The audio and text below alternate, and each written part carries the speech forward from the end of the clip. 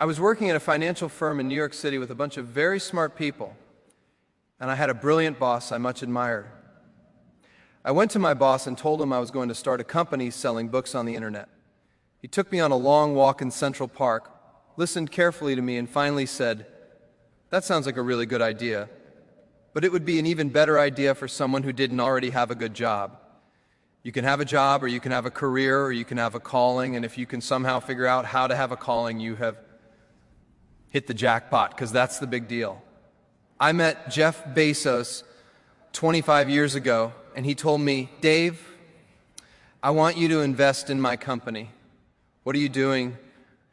"I'm going to start a bookstore in my garage, okay? I'm going to put it online. People buy online, and I'm a ship out of my garage. But if you invest in me, Dave, someday I'm going to be the richest man in the world. I'll do over $100 billion. First of all, there is no such thing as a 100 billion 25 years ago. Statistically, there's no such thing. Countries didn't have 100%. Our national debt wasn't $100 billion. And this dude's telling me at 26 years old that he's going to be the richest man in the world because he has a garage and the internet that was his truth. Do that? No, but he did not. He did not know it, neither did I. But the difference between him and I is I was laughing, scoffing, and jesting at him, and he was already applauding himself, going at the right way, at the perfect time. I'm going to make as much as I can as quickly, and I'm sitting there going, there's no way this is going to be a big business. Do something you're very passionate about, and don't try to chase what is kind of the hot passion of the day seen in that light. It really was a difficult choice, but ultimately I decided I had to give it a shot. I didn't think I'd regret trying and failing, and I suspected I would always be haunted by a decision to not try at all. After much consideration, I took the less safe path to follow my passion, and I'm proud of that choice. As a young boy, I had been a garage inventor. I'd invented an automatic gate closer out of cement-filed tires, a solar cooker that didn't work very well out of an umbrella and aluminum foil, baking pan alarms to entrap my siblings. I'd always wanted to be an inventor, and she wanted me to follow my passion, was a military phrase that I especially love. And it says, "Slow is smooth and smooth is fast," and I have seen that in every endeavor I've ever been in. That's the kind of thing that really allows you to make progress. You don't love your work, you're never going to be great at it. Jules Vernon, Mark Twain, Galileo, Newton, all the curious from the ages would have wanted to be alive. Most of all, right now, as a civilization, we will have so many gifts, just as you as individuals have so many individual gifts. As you sit before me, how will you use these gifts, and will you take pride in your gifts or pride in your choices? This is not a story about luck. This is not a saint story about talent. This is not a story about being born into a rich family. This is a story about understanding how the world actually works and aligning your actions with that reality. Most people work hard their entire lives and still struggle, because hard work alone has never been the difference. The difference has always been clarity. Clarity about value, clarity about leverage, clarity about time, clarity about customers, and clarity about thinking longer than anyone else around you. This is the core lesson behind Jeff Bezos-style wealth creation and the foundation of every modern empire built from nothing. In America especially, the illusion is that everyone has the same 24 hours and therefore the same opportunity. That is false. Opportunity is not created by hours. Opportunity is created by how those hours are invested. Most people trade hours for money. Rich builders design systems that multiply hours without their presence. This is where the journey begins. Jeff Bezos did not start with money. He also did not start with a secret formula. He understood a simple truth that most people ignore. Big outcomes come from small advantages compounded over long periods of time. Americans are trained to seek fast wins, viral breakthroughs, and overnight success stories, but empires are built quietly, patiently, and relentlessly. The Amazon story was never about books. It was about infrastructure. It was about owning the digital roads before anyone knew how valuable the roads would be. When everyone else was asking how to make money quickly, the empire builder was asking how to control value flow for the future. That difference in thinking changes everything. The first mental shift is understanding that customers do not pay for products. They pay for reduced pain, increased speed, lower cost, greater convenience, or status. Companies fail not because products are bad, but because they do not solve a real problem at scale. Success mindset means obsessing over customers before obsessing over profit. Most people want to be billionaires without serving billions worth of value. That is not possible. Value always comes first. Wealth is a deferred reward for value already delivered. The moment you truly understand this, you stop chasing money and start designing solutions. And solutions scale. Another core principle is long-term thinking in an extremely short-term world. American markets reward quarterly results, but true empires are built by leaders willing to be slow today to be dominant tomorrow. This requires emotional discipline. It requires the ability to be temporarily misunderstood. It requires the courage to invest when others are afraid and to persist when others quit. Most people cannot delay gratification long enough to let compounding work for them. This is why few build empires and many remain stuck trading time forever. There is also a difference between being busy and building. Being surrounded by activity does not mean progress. Early Amazon was not flashy. It was focused on logistics, focused on systems, focused on removing friction from the customer experience. Every tiny improvement created an advantage. Those small advantages stacked over years created a gap competitors could never close. Success mindset means respecting boring work. Boring work is where foundations are built, and foundations determine how high the empire can rise. Another truth most people avoid is that ownership beats participation. Working in someone else's system will never create the upside of owning the system. This does not mean quitting jobs recklessly. It means using every job, skill, and experience as a step toward building or owning an asset. Assets work while you sleep. Time is no longer your enemy. Time becomes your partner. This is why empire builders invest in ecosystems, platforms, and infrastructure instead of single transactions. There's also the principle of decision velocity. High-level builders make clear decisions quickly and adjust fast. Low-level thinkers wait for perfect information that never comes. Progress favors those who move early and iterate. This is especially true in technology-driven markets like America's digital economy. The willingness to experiment, to fail cheaply, and to learn rapidly separates builders from dreamers. Failure is not the story. Failure is data. The only real failure is refusing to learn. Another critical element is scalable thinking. Most people think locally.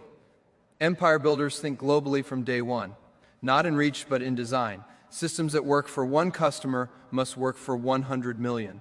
Customers must be able to use your product without your intervention. This is why automation and process matter more than motivation. Motivation fades. Systems persist. Finally, there is identity shift. You cannot build a billion-dollar future while thinking like a wage earner. The moment you internalize that your job is not to work hard but to build something that survives without you, your actions change. Your priorities change. Your risk assessment changes. You stop asking for permission and start testing reality. Success mindset is not confidence. It is calculated belief supported by action over and over again. This is where the journey from zero to empire actually begins. Not with money, not with connections, but with thinking correctly about value, time, customers, systems, and ownership. Once you understand this, the game changes forever. And once you play long-term, the world rewards you accordingly. The moment you move from survival thinking to ownership thinking, the entire structure of your decisions begins to change. Survival thinking asks how to pay bills, how to stay safe, how to avoid risk. Ownership thinking asks how to create leverage, how to control distribution, how to design something that grows without constant effort. This shift is uncomfortable for most people because it removes excuses. Once you understand leverage, you can no longer blame the system. You either build within it or remain trapped inside it. Billion-dollar businesses are not built by doing more work. They are built by doing the right work once and letting it repeat at scale. Jeff Bezos understood early that technology is the greatest leverage ever created. Code can work millions of times at near zero cost. Logistics systems can move billions of dollars of goods without increasing human effort linearly.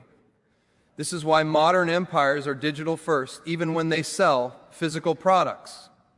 The intelligence is in the system, not in the labor. Another principle is asymmetric bets. Empire builders do not gamble blindly, but they also do not avoid risk. They structure decisions so that the downside is survivable and the upside is massive. If a decision fails, the loss is limited. If it succeeds, the gain compounds for years or decades. Most people do the opposite. They risk everything for small rewards and protect themselves from opportunities that could change their lives. Billion-dollar thinking flips this equation. In the American market, competition is intense, but opportunity is unlimited. The mistake most people make is copying visible success instead of understanding invisible structure. They copy products, marketing styles, and trends, but they do not copy systems, culture, and long-term strategy. Amazon was never trying to look successful. It was trying to be inevitable. Every reinvestment, every short-term loss, every expansion into new categories was about one thing: becoming the default. When you become the default, competitors are no longer threats. They become noise. Another uncomfortable truth is that growth demands sacrifice, not motivational sacrifice, but structural sacrifice. Time sacrifice from comfort, ego sacrifice when others doubt you, simplicity sacrifice for complexity that scales. Early Amazon sacrificed profit to build trust. Free shipping looked irrational until it became the standard. What looks foolish in the short term often looks obvious in the long term. Most people cannot survive the gap between effort and recognition. Empire builders expect it. There is also the reality of loneliness at the top. High-level thinking isolates you. When your goals are 10 years ahead of the people around you, conversation becomes difficult, decisions feel heavier, pressure becomes constant. This is not a flaw of success, it is the cost. Most people want the rewards of leadership without the weight of responsibility. Billion-dollar builders accept responsibility early and grow into it. Another key principle is culture as a weapon. Systems do not run themselves. People run systems. Culture determines how people behave when no one is watching.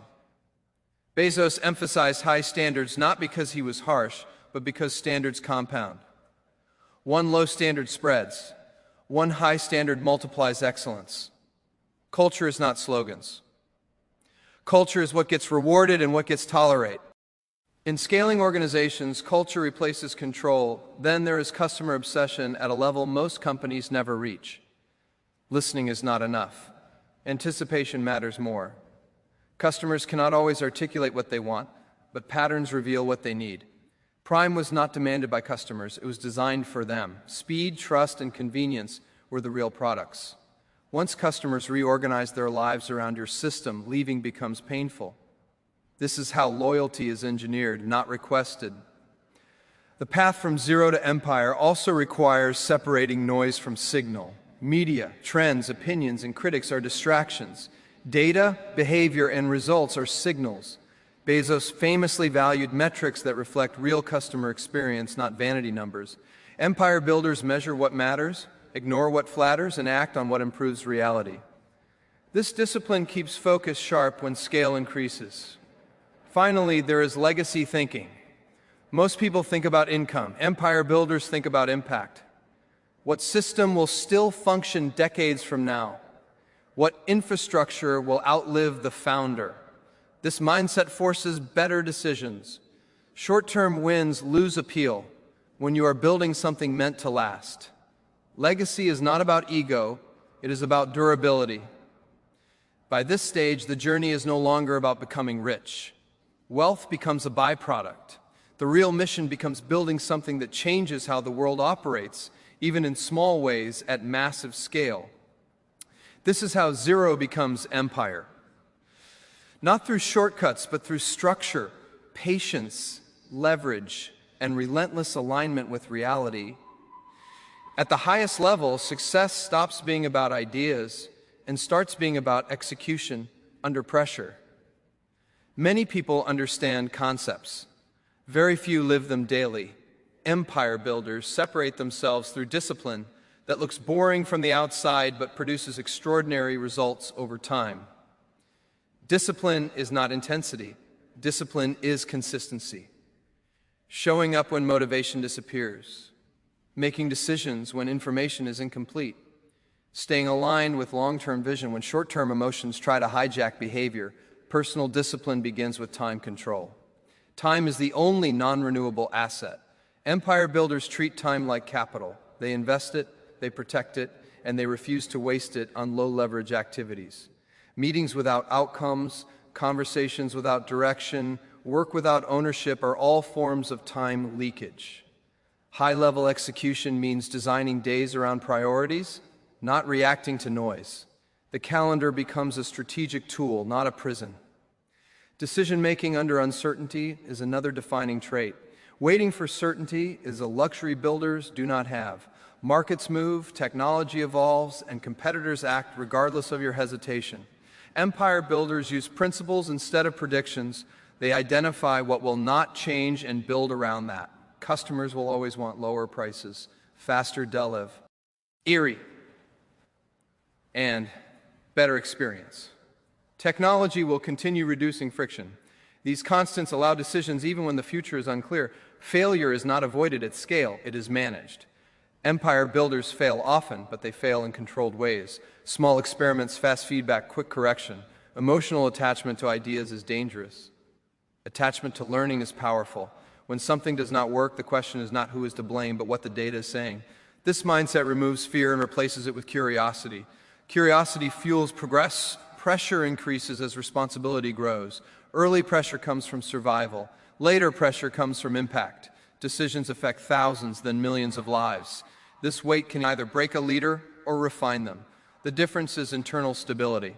Empire leaders build routines that anchor them.